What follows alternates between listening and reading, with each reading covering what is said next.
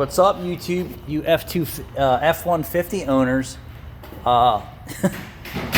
2010 and up, you definitely want to replace your transmission lines as a maintenance item, because if you do not, you will destroy your $4,000 transmission. So hopefully this guy's transmission isn't destroyed, because they're rotted out and leaking. Yes, rotted out and leaking. Ford quality, baby. Ford quality. What is this? Automatic 5-liter A4321 Apple 4x4 blah blah blah blah blah. Yeah, a few $100s in transmission lines versus thousands of dollars for a transmission. I think I would be going with the transmission line replacement as maintenance.